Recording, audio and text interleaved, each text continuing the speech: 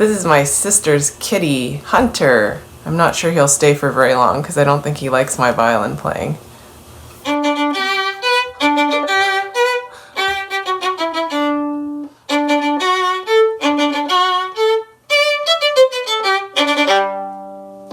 Is that familiar?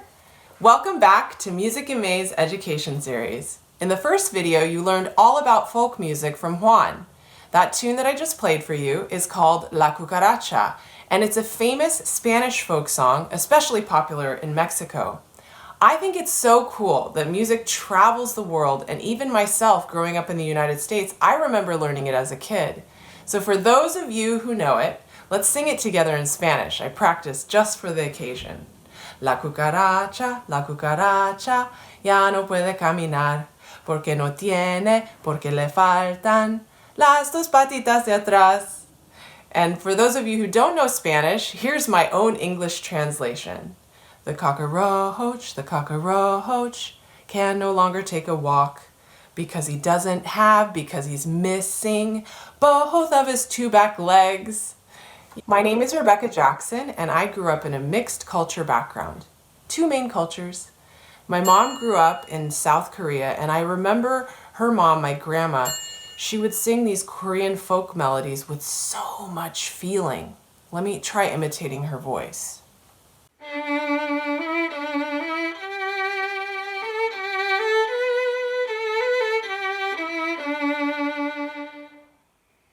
My dad, he's Caucasian, and his dad, my grandpa, he grew up in Oklahoma and Missouri, and he loved fiddle music.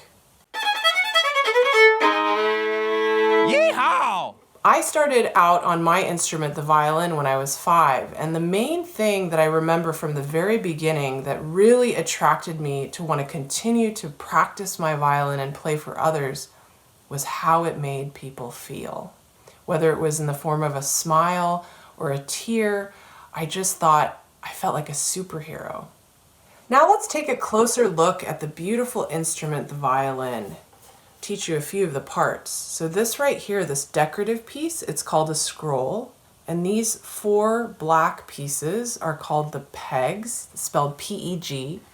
They connect to each of the 4 strings. We have G, D, A, E. It's made of many different parts of wood that are glued together, and it's a hollow box. Here, this black piece that we put our fingers down on the strings and rest on, that's called a fingerboard. We have here where I put my chin, the chin rest. The strings come down and connect to this black piece here called the tail piece. This is called the bridge where the 4 strings rest. And these 2 holes here, they look like an S, but they're called F holes. Isn't it beautiful? And each of these pieces, each of these violins, you can think of as an art, a creation of art. Violin makers have handcrafted these for many centuries. Mine happens to be about 100 years old. And on top of the wood, the violin makers paint what's called varnish. That gives it that glossy look. And in the particular case of my violin, they used soft varnish. And what happens is over the many years, it's worn off and given it that many different color look. I almost think it looks wet. So another thing that all violinists have and use, the bow. Here's my bow. You can see up close. This is the frog of the bow, and it's made of wood on this side. Here's the tip. There's some nice ivory, and then you can see that hair. So that one side is all hair. Does anyone know what kind of hair? Horse hair.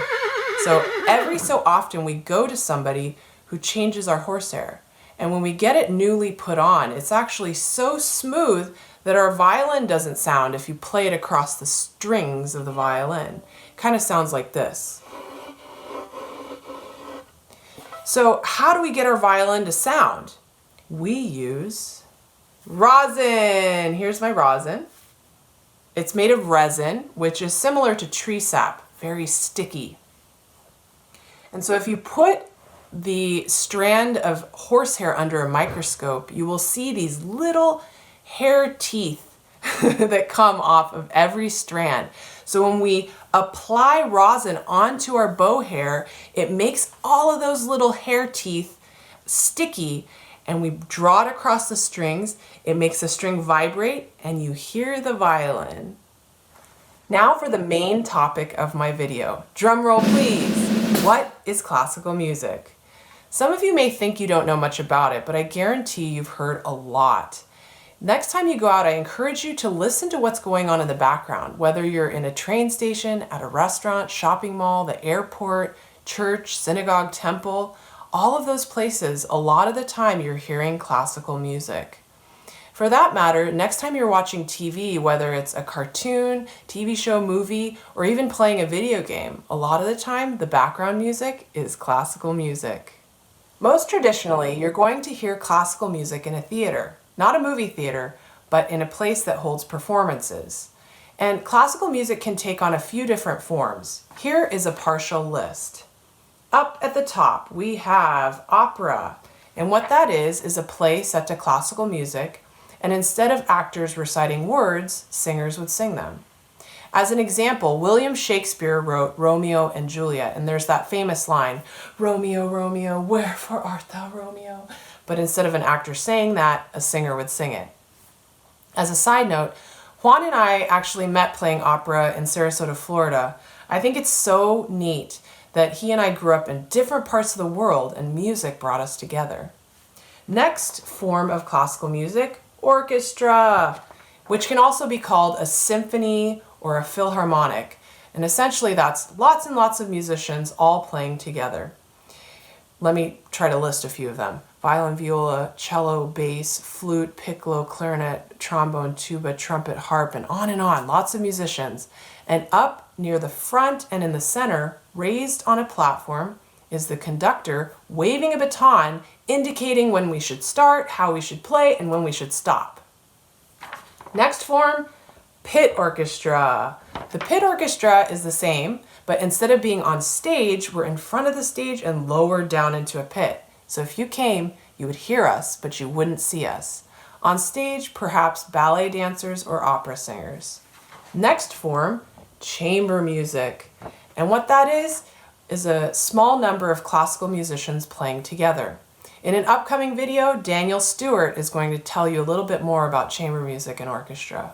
And finally, we have choir, which I'm sure most of you know. It's a lot of people singing together. Now, when we mention the word classical music, usually the composers Beethoven and Mozart come to mind. Now, for those of you who don't know, a composer is someone who writes music, similar to how an author writes books. But really, classical music is an umbrella term that covers over 1,000 years. You can imagine over that many years, the sound of classical music has really changed. I made a little chart which lists the 6 main time periods of classical music: medieval, Renaissance, Baroque, classical, romantic, and contemporary. Don't be confused that one of the categories is classical. All 6 of these fall under the classical music timeline. Mozart is considered classical, and Beethoven was born near the end of the classical period, so his early music is classical, and he was one of the first to be a romantic classical composer. You can see here the contemporary music even extends till now. So myself, along with other musicians, we work with living contemporary classical composers playing their music. Now I'm going to have my friend Robin Whitehouse help me in demonstrating very short clips of how each of these time periods sound.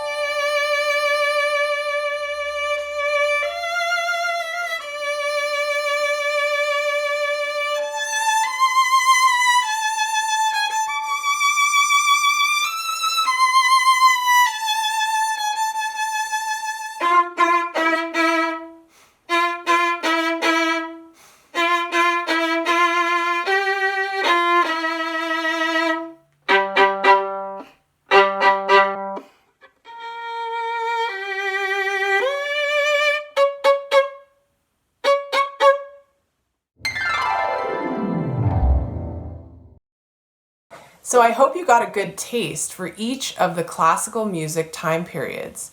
What I would encourage you to do is press pause now and write down all the names and dates that are listed here. Once you do that, if there was a particular time period that you really liked, there's tons and tons of videos on YouTube, which I actually really enjoy watching, so you can further explore medieval music, Renaissance, Baroque, classical, romantic, and contemporary classical music. As I mentioned, classical music covers over 1,000 years, so to uncover and understand it all, it would frankly take a lifetime. In the upcoming videos, my musician friends will dive deeper into certain topics all about classical music, which we hope you'll find fun and that it will inspire your curiosity to learn more. But I do want to mention that although learning about any topic increases our appreciation, you actually don't need to know about any of this to sit down and enjoy listening to classical music. Before it's time for me to say goodbye, on a personal note, for those of you who don't know, I'm the director of Music in May, which is bringing you this video series. Now, I started Music in May in 2008, and I wanted to bring classical music to young people like you. Now, when I was your age, I was definitely a dork. And during my first years of studying, none of my classmates played an instrument, so it was another thing that made me feel like an outsider. But I loved music. And I practiced, and as I got better, I got accepted into a music festival, and I even went on tour to Japan and Taiwan with my youth orchestra, which was so great. Now, as a professional, I have played at the Latin Grammys, and I have traveled to faraway places like Lebanon, China, Nepal, Costa Rica. Studying music takes diligence and determination, but even as a kid, I quickly realized that music is a way to make friends, to see the world, and to bring people together. Music is such a gift, and a gift that we want to share with you. Thank you so much for tuning in, and I hope next time I have the opportunity to meet you and play for you in person. Till then, take care.